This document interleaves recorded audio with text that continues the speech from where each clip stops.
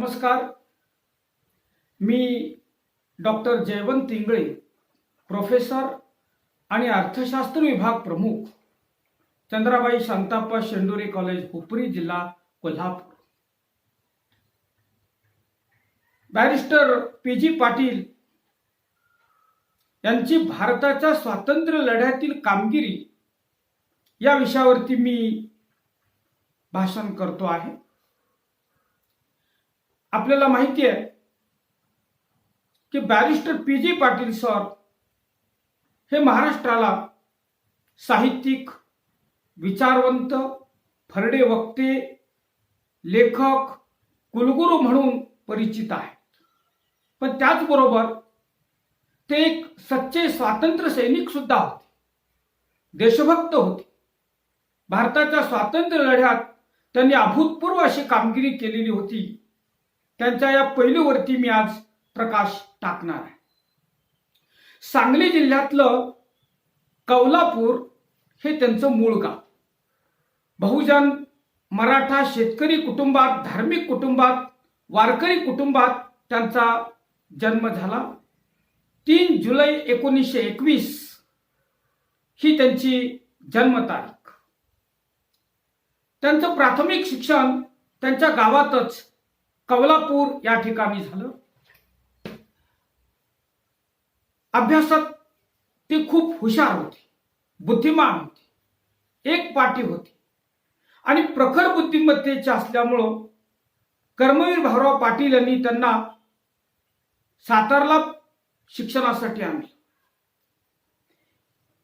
1934 साली कर्मवीर अण्णांनी त्यांना सातारला शिक्षणासाठी आणलं आणि 1940 मध्ये पुढच्या शिक्षणासाठी त्यांना सांगलीमध्ये विलिंग्डन कॉलेजमध्ये दाखल केलं. 1942च्या स्वातंत्र्य लढ्यात शिक्षणाची, करिअरची, सरकारी शिष्यवृत्तीची, तुरुंगवासाची, गोळीबाराची आणि प्राणाची पर्वा न करता बॅरिस्टर पी.जी. पाटलांनी स्वतःला भारताच्या स्वातंत्र्य लढ्यात झोकून दिलं. त्याची माहिती आजच्या या भाषणामधून मी देणार आहे. Barrister PG. पाटील सर वयाच्या 21व्या वर्षी महाविद्यालयीन शिक्षण घेत असताना भारताच्या स्वातंत्र्य लढ्यात उतरले. त्यांनी भारताच्या स्वातंत्र्य लढ्यात अतिशय दैदिप्यमान, अभूतपूर्व अशा प्रकारची कामगिरी केली. भारताच्या स्वातंत्र्य लढ्यात उतरण्यास कोणती परिस्थिती कारणीभूत झाली किंवा भारताच्या स्वातंत्र्य लढ्यात ते का उतरले याची थोडक्यात माहिती घेणं आवश्यक आहे. वयाच्या 10व्या वर्षी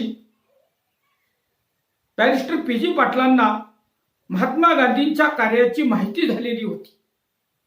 वयाच्या 10व्या वर्षी त्यांनी सर्वप्रथम महात्मा गांधींचं नाव ऐकलं. घरातून आणि शाळेतून त्यांना स्वातंत्र्य चळवळीची, महात्मा गांधींच्या कार्याची माहिती होत होती. प्रभात फेऱ्या, सूतकताई, स्वदेशी चळवळ हे जे उपक्रम आहेत ते देशभर राबवले जात होते. पी.जी. पाटलांच्या कौलापूर या गावात सुद्धा हे उपक्रम राबवले जात होते आणि या उपक्रमामध्ये पी.जी. पाटील सहभागी होत होते आणि त्यामुळे त्यांना भारताच्या स्वातंत्र्य लढ्याची माहिती झालेली होती.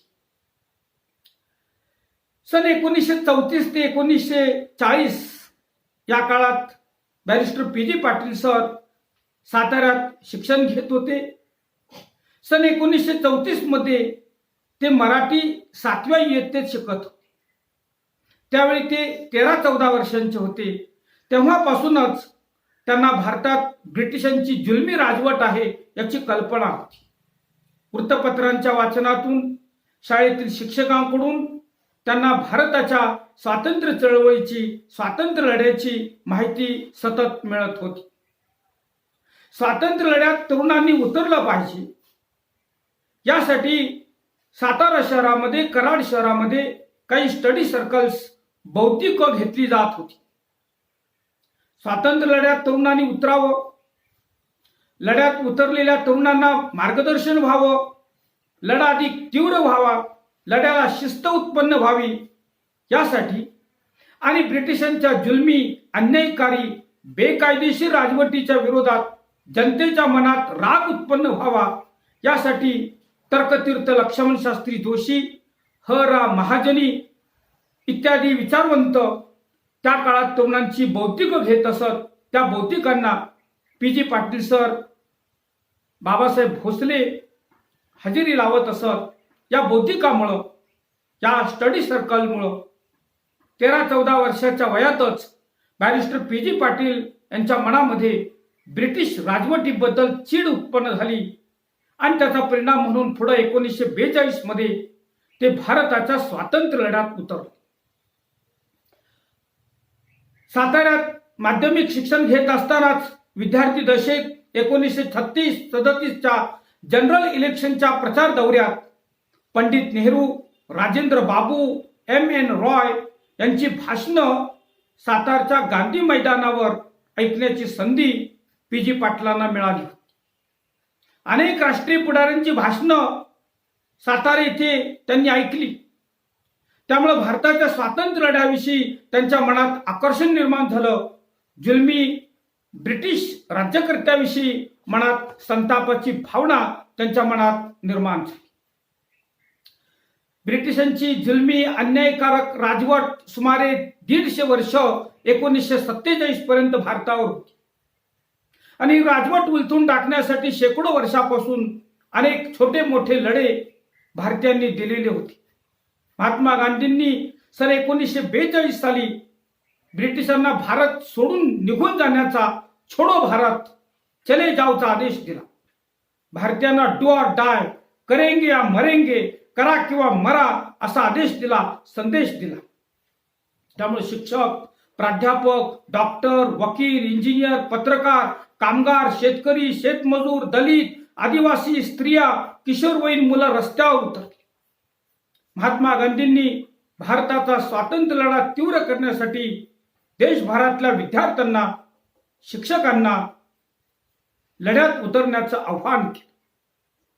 देशभरातील अनेक विद्यार्थी शाळा कॉलेजला रामराम ठोकून ब्रिटिश राजवटीच्या विरोधात रस्त्यावर उतरले. महात्मा गांधींच्या या आव्हानाचा मोठा परिणाम विद्यार्थी असलेल्या पी.जी. पाटलांच्या मनावरती झाला. 1942चा स्वातंत्र्याचा लढा सुरू झाला तेव्हा पी.जी. पाटील सांगलीच्या विलिंग्डन महाविद्यालयात ज्युनियरच्या BA वर्गात शिकत होते आणि त्यांनी भारताच्या स्वातंत्र्य लढ्यात उतरण्याचं ठरवलं. भारताच्या स्वातंत्र्यासाठी जे जे शक्य असेल ते सर्व करा असा आदेश, असा गुप्त संदेश महात्मा गांधींनी दिलेला होता आणि हा गुप्त संदेश पी.जी. पाटील यांच्या पर्यंत पोहोचला. हा संदेश वाचून, महात्मा गांधींचा गुप्त संदेश वाचून पी.जी. पाटील खूपच प्रभावित झाले आणि त्यामुळं महात्मा गांधींनी दिलेल्या आदेशामुळं, संदेशामुळं देशभर स्वातंत्र्य चळवळीचा वणवा पेटला. धरपकड, लाठीमार, गोळीबार सुरू झाला. अनेक स्वातंत्र्य सैनिक ब्रिटिशांच्या गोळ्यांना बळी पडत होते, हुतात्मा होत होते.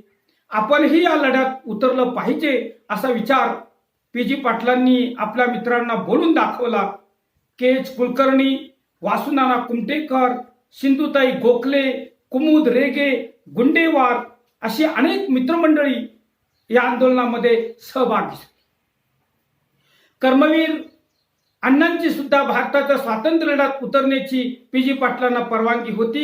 सुरुवातीला ते नाखुश होते, सुरुवातीला त्यांचा विरोध होता, पण नंतर अण्णांनी परवानगी दिली.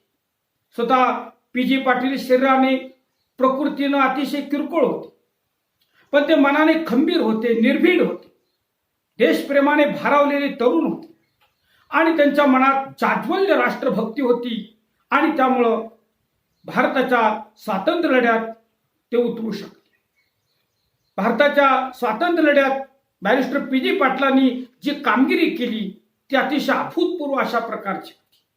त्यावरती थोडासा प्रकाश इथे मी टाकतोय. सुरुवातीला बॅरिस्टर पी.जी. पाटील फरडे वक्ते होते. विद्यार्थी दशेत असल्यापासून त्यांना वक्तृत्व कलेची आवड होती. अनेक वक्तृत्व स्पर्धात त्यांनी अनेक पारितोषिक मिळवलेली होती. आणि त्यामुळं ते विद्यार्थ्यांचे पुढारी होते आणि अशा प्रकारे विद्यार्थी पुढारी या नात्यानं 1942च्या स्वातंत्र्य लढ्यात त्यांनी अतिशय मोलाची कामगिरी केली.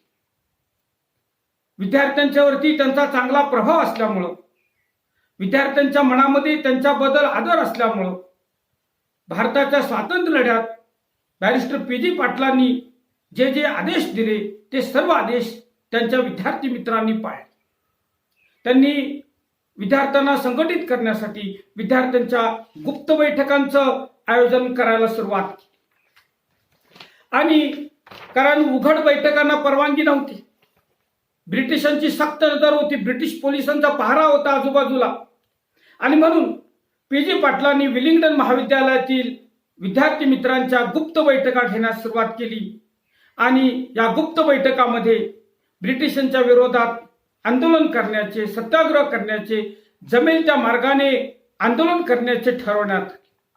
तर अशा प्रकारे बॅरिस्टर पी.जी. पाटलांनी विद्यार्थ्यांच्या गुप्त बैठका घेतल्या आणि या गुप्त बैठका घेऊन त्या गुप्त बैठकांच्या माध्यमातून विद्यार्थ्याला संघटित करण्याचं अत्यंत महत्त्वाचं काम त्यांनी केलं. त्याचबरोबर पी.जी. पाटलांनी आपल्या विचाराचे विद्यार्थी गोळा केले आणि महाविद्यालयाच्या परिसरात सकाळ संध्याकाळ ज्या ज्या ठिकाणी मोकळी जागा असेल त्या त्या ठिकाणी स्वातंत्र्य चळवळीचा आंदोलनाचा एक भाग म्हणून झेंडावंदन, देशभक्तीपर गाणी म्हणणे अशा कार्यक्रमांचा धूमधडाकाच त्यांनी सुरू केला. त्यांनी भारताचा स्वातंत्र्याचा लढा सांगली शहरामध्ये अधिक तीव्र करण्यासाठी कुपवाड ते सांगली अशी पदयात्रा काढली. महात्मा गांधींनी आणि काँग्रेसनं स्वातंत्र्याचा लढा तीव्र करण्याचा आदेश दिलेला होता आणि म्हणून 9 ऑगस्ट 1942 या दिवशी पी.जी. पाटलांनी सांगली ते कुपवाड अशी पदयात्रा काढली आणि या पदयात्रेत शेकडो विद्यार्थी सहभागी झालेले होते. ब्रिटिश विरोधी लढ्याचा तो एक भाग होता. ब्रिटिश सरकारच्या विरोधात या पदयात्रेत जोशपूर्ण घोषणा देण्यात आल्या, भारत मातेचा जय जयकार करण्यात आला आणि पदयात्रा गावात पोहोचल्यानंतर, कुपवाड गावात पोहोचल्यानंतर या गावामध्ये सभेचं आयोजन करण्यात आलं आणि या सभेत पी.जी. पाटलांनी आणि त्यांच्या काही मित्रांनी अतिशय जोरदार, प्रभावी, प्रक्षोभक भाषणं केली की ज्या भाषणामध्ये ब्रिटिश विरोधाचा मोठा सूर होता.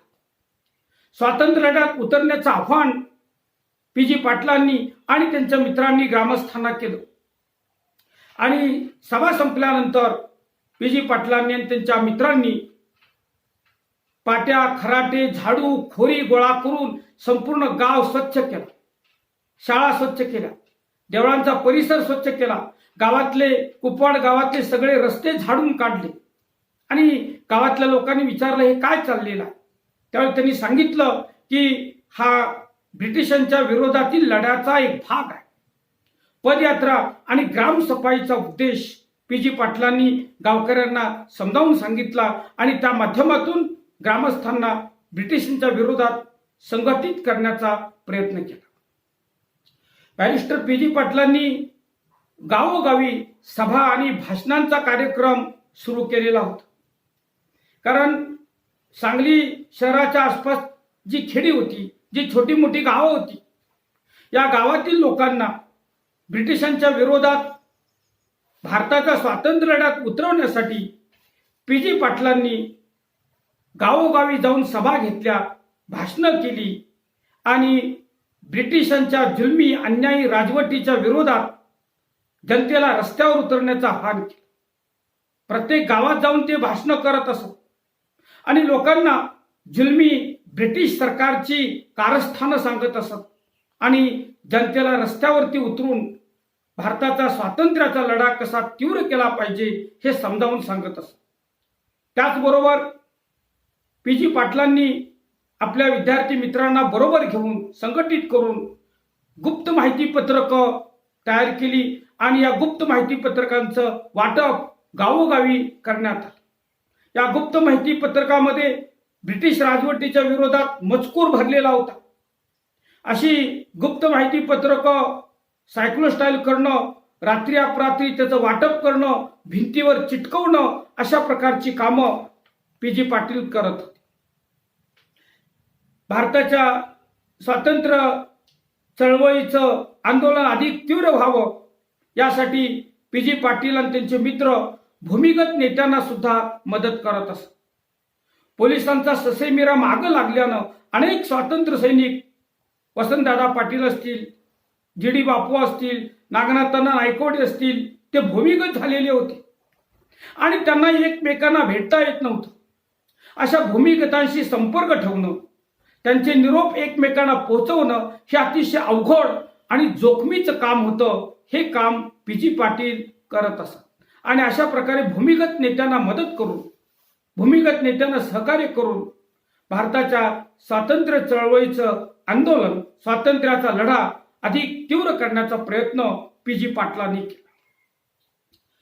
स्वातंत्र्य लढ्याचा एक भाग म्हणून ब्रिटिशाला जेरीस आणण्यासाठी पी.जी. पाटलांनी महाविद्यालय बंद पाडण्याचं आंदोलन केलं.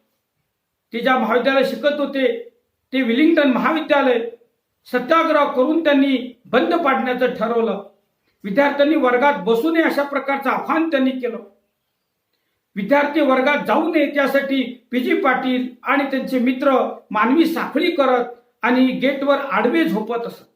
रणरणत्या उन्हात कित्येक दिवस पी.जी. पाटील आणि त्यांचे मित्र गेटवर आडवे झोपत होते आणि गेटवर स्फूर्तिदायी गाणी गाणं, भाषणं करणं अशा प्रकारचाही उपक्रम ते राबवत होते. आणि त्याचा परिणाम असा झाला की वर्गातील हजेरी खूपच कमी झाली, वर्गातील उपस्थिती खूप कमी झाली आणि विलिंग्टन महाविद्यालय जवळजवळ बंद पडले. प्राचार्य गोकाक यांनी पी.जी. पाटलांना अहिंसेच्या मार्गाने जाण्याचं आवाहन केलं, कारण सुरुवातीला काही विद्यार्थी विध्वंसक कृत्य करत होते, पण प्राचार्य गोकाक यांनी त्यांना त्यापासून परावृत्त केलं. महात्मा गांधींच्या आदेशानुसार, महात्मा गांधींच्या मार्गदर्शनानुसार अहिंसेच्या मार्गानं पी.जी. पाटील सर सत्याग्रह करत होते, आंदोलन करत होते आणि त्याचा परिणाम असा झाला की विलिंग्टन महाविद्यालय पूर्णपणे बंद पडलं आणि त्यामुळे ब्रिटिश पोलीस चिडले, युरोपियन अधिकारी खळून उठले आणि त्यांनी महाविद्यालयात घुसून विद्यार्थ्यांच्यावरती लाठी हल्ला केला. अनेक विद्यार्थी जखमी झाले, पी.जी. पाटील सुद्धा जखमी झाले.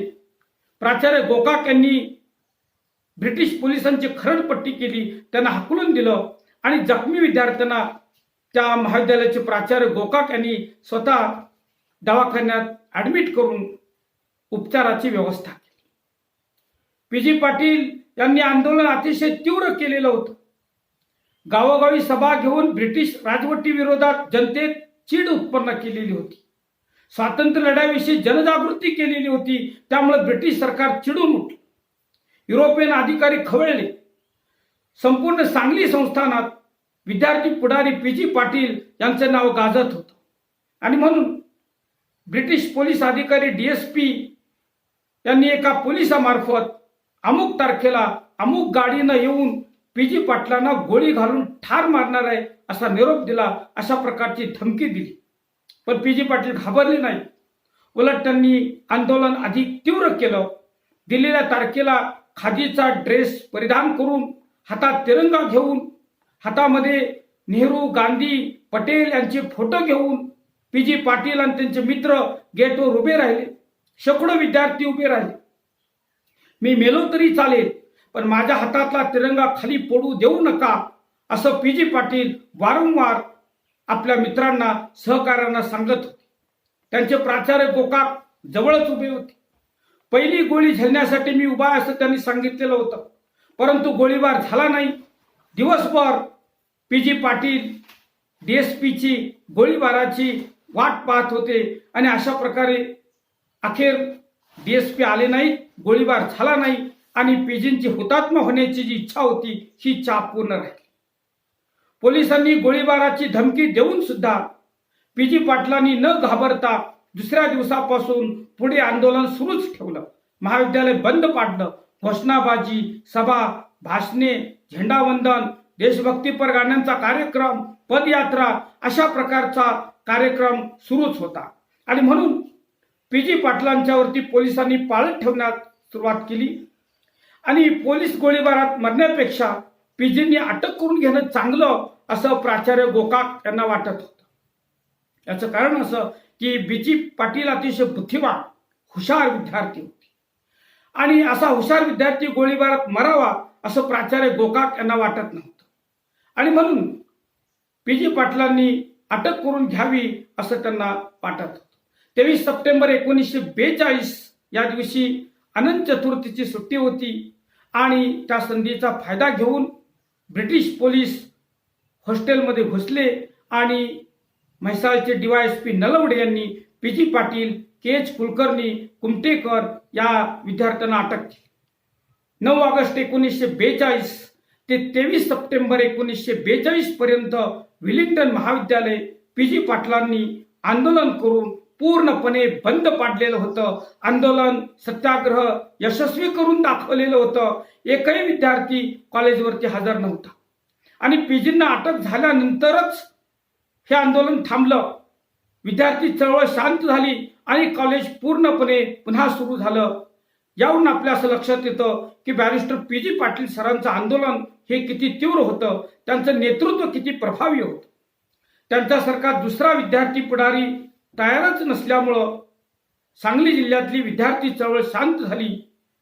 वानलेसवाडी पोलीस चौकीत पीजी पाटलांना नेण्यात आलं. त्या ठिकाणी प्राचार्य गोकाकांना बोलावून घेण्यात आलं आणि तुरुंगामध्ये वाचनासाठी उत्तम ग्रंथ पाठवण्याची विनंती पीजी पाटलांनी प्राचार्य गोकाक यांना केली.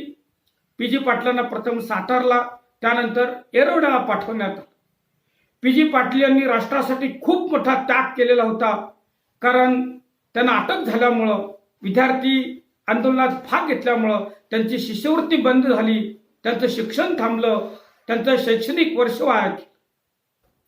पीजी पाटलांना अटक केल्यानंतर पीजी पाटलांचे सहाध्यायी रघुनाथ ज्ञानदेव निळकंठ यांनी कौलापूर गावात मोठी फेरी काढली आणि गावामध्ये हरताळ पाचली. पीजी पाटलांना अटक झाल्यामुळं त्यांच्या आजीवरती मोठा वज्राघात झाला आणि त्यांनी याचा जाब प्राचार्य गोकाक यांना विचारला. प्राचार्य गोकाक यांनी त्यांच्या आजींची समजूत काढली आणि त्यांनी सांगितलं की तुमच्या नातवानं कोणतंही वाईट काम केलेलं नाही. देशाच्या स्वातंत्र्यासाठी फार मोठं आणि चांगलं काम त्यांनी केलेलं आहे. अशा प्रकारे पीजी पाटलांच्या आजींची समजूत काढली. येरोडा तुरुंगातील सर्कल नंबर 3 मधील बॅरॅक नंबर 3 मध्ये 599 क्रमांकाचे कैदी म्हणून पीजी पाटलांना ठेवण्यात आलेलं होतं. 25/9/1942 रोजी स्वातंत्र्यवीर पांडू मास्तर, किसनवीर इत्यादी ज्येष्ठ क्रांतिकारांच्या बरोबर पीजी पाटलांना येरोडा येथील मध्यवर्ती कारागृहात स्थानबद्ध करण्यात आलं. ऑक्टोबर 1942 मध्ये पांडू मास्तर, किसनवीर यांनी येरोडा जेल फोडला आणि त्यांनी पलायन केले. कैद्यांना बराकीत कोंडून ठेवण्यात आलं. पीजी पाटलांनी अन्नत्याग केला आणि तिसऱ्या दिवशी येरोडा जेलच्या अधिकाऱ्यांनी हा हुकूम मागे घेतला. पीजींना तुरुंगात आल्याचा कसलाही पश्चाताप वाटत नव्हता, उलट मोठा आनंद वाटत होता. ते येरोडा तुरुंगाला तीर्थक्षेत्र, तीर्थस्थान मानत असत. येरोडा जेल ही माझी पहिल्यातली पहिली युनिव्हर्सिटी आहे असं ते म्हणत असत आणि येरोडा जेलमधल्या तुरुंगातील भूमीला स्पर्श करता आल्याबद्दल ते स्वतःला भाग्यवान समजत असत. रोज येरोडा तुरुंगातली परिसरातली माती ते आपल्या कपाळाला लावत असत. स्वातंत्र्य सैनिकांचं मार्गदर्शन घेत असत. त्यांच्या बौद्धिकांना उपस्थित राहत असत. येरोडा जेलमध्ये ते उत्तम ग्रंथ वाचत असत, व्यायाम करत असत. कैद्यांना इंग्रजी वृत्तपत्र वाचून दाखवत, लेख, अग्रलेख मराठीत अनुवाद करून सांगत. त्यांनी रडत कुडत दिवस काढले नाहीत. त्यांची दिनचर्या ही इतर कैद्यांच्यावरती छाप पाडणारी होती आणि म्हणून पीजींचं स्वातंत्र्य सैनिकांना मोठं कौतुक होतं, मोठं अप्रूप वाटत असे. आपली सुटका व्हावी यासाठी त्यांनी सरकारची, ब्रिटिश पोलिसांची, युरोपियन अधिकाऱ्यांची कधीही आर्जव केली नाहीत, माफीपत्र दिली नाहीत आणि तुरुंगात अनेक गैरसोयी होत्या. त्या गैरसोयी त्यांनी आनंदानं सहन केल्या. 26 जानेवारी 1943 रोजी ब्रिटिश सरकारनं येरोडा जेलमधून पीजी पाटलांची सुटका केली आणि सुटकेनंतर ते सांगलीत येऊन अभ्यास करू लागले. त्यांचं 1 वर्ष वाया गेलेलं होतं. शिष्यवृत्ती बंद झालेली होती. घरची परिस्थिती अतिशय गरीब होती. तरी सुद्धा त्यांनी भारताच्या स्वातंत्र्य लढ्यात भाग घेतलेला होता. सुटकेनंतर सुद्धा ते स्वातंत्र्य लढ्याशी संबंध ठेवून होते. भूमिगत नेत्यांना मदत करत होते. ते ज्या हॉस्टेलमध्ये राहत होते, ज्या खोलीमध्ये राहत होते, त्या खोलीत अनेक स्वातंत्र्य सैनिक रात्री अपरात्री लपण्यासाठी येत होते. सांगलीचे वसंतराव दादा पाटील हे त्यापैकी एक स्वातंत्र्य सैनिक. ते रात्री लपण्यासाठी त्यांच्या खोलीत येत आणि पहाटेच्या अंधारात निघून जात. परंतु पी.जी. पाटलांनी आपल्यावरती कारवाई होईल, पोलीस पकडतील याची काहीही भीती न बाळगता स्वातंत्र्य सैनिकांना लपण्यासाठी ते जागा देत होते. पुण्याला शिक्षणासाठी ते पुढे गेले. तिथं गेल्यानंतर सुद्धा येरवड्याला ते स्वातंत्र्य सैनिकांना जाऊन भेटत असत. जी.डी. पाटील, वसंतराव दादा यांना भेटून त्यांचं मार्गदर्शन घेत होते. साने गुरुजी आणि इतर राष्ट्रीय पुढाऱ्यांची सुद्धा ते भाषणं ऐकायला जात असत. तर अशा प्रकारे एक कुलगुरू म्हणून, विचारवंत म्हणून, साहित्यिक, लेखक, फरडे वक्ते म्हणून, रयत सेवक म्हणून, रयत शिक्षण संस्थेचे सचिव म्हणून, कर्मवीर अण्णांचे आवडते विद्यार्थी म्हणून संपूर्ण महाराष्ट्राला बॅरिस्टर पी.जी. पाटलांचा जसा परिचय आहे, त्याप्रमाणे एक सच्चा स्वातंत्र्य सैनिक, देशभक्त म्हणून, क्रांतीवीर म्हणून सुद्धा त्यांचा महाराष्ट्राला परिचय आहे. महात्मा गांधींच्या हक्केला ओ देऊन त्यांनी भारताच्या स्वातंत्र्य लढ्यात भाग घेतला.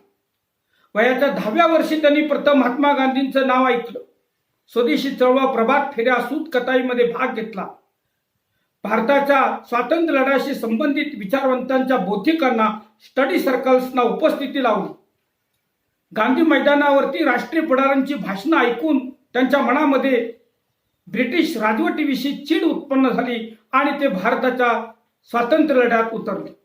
महात्मा गांधींच्या करेंगे या मरेंगे, डू ऑर डाय या आदेशाने ते प्रभावित झाले आणि त्यांनी आपल्या मित्रांना सुद्धा भारताच्या स्वातंत्र्य लढ्यात उतरवलं. विद्यार्थ्यांच्या गुप्त बैठका घेतल्या. ब्रिटिश सत्तेविरुद्ध आंदोलन केलं. झेंडावंदन, देशभक्तीपर गाण्यांचा कार्यक्रम, कुपाड गावापर्यंत पदयात्रा काढली. गावात सभा घेतली. गावात स्वच्छता मोहीम राबवली. गावोगावी सभा घेतल्या, भाषणं घेतली. खेड्यातल्या लोकांच्या मध्ये स्वातंत्र्याविषयी जनजागृती केली. गुप्त माहिती पत्रकांचं वाटप करून, रात्री अपरात्री त्याचं वाटप करून सांगली परिसरातील जनतेच्या मनामध्ये ब्रिटिश राजवटीविषयी असंतोष निर्माण केला. भूमिगत नेत्यांना मदत केली. त्यांच्याशी संपर्क ठेवून त्यांचे निरोप एकमेकांना पोहोचवले आणि महाविद्यालय जवळजवळ 6 आठवडे त्यांनी बंद पाडले. गोळी घालून ठार मारण्याची धमकी देऊन सुद्धा बॅरिस्टर पी.जी. पाटील घाबरले नाहीत. त्यांना अटक झाल्यानंतरच सांगली जिल्ह्यातील विद्यार्थी चळवळीचं नेतृत्व हे थांबलं आणि त्यानंतरच महाविद्यालय सुरू होऊ शकलं. यावरून त्यांचं नेतृत्व किती प्रभावी होतं याची आपल्याला कल्पना येते. 15 ऑगस्ट 1967ला बॅरिस्टर पी.जी. पाटील सरांना भारतीय स्वातंत्र्य संग्रामात केलेल्या कामगिरीबद्दल महाराष्ट्र शासनानं स्वातंत्र्यवीर, स्वातंत्र्य सैनिक म्हणून सन्मानपत्र दिलं आणि क्रांतिसिंह नाना पाटील, बॅरिस्टर पी.जी. पाटील यांचा सुद्धा 14 ऑगस्ट 1973 रोजी सातारा या ठिकाणी क्रांतीवीर म्हणून सन्मान करण्यात आला. तर अशा प्रकारे बॅरिस्टर पी.जी. पाटील सरांनी भारताच्या स्वातंत्र्य लढ्यामध्ये उतरून अभूतपूर्व, दैदिप्यमान अशा प्रकारची कामगिरी केली आणि त्या कामगिरीची नोंद इतिहासानं आवर्जून घेतलेली आहे. धन्यवाद.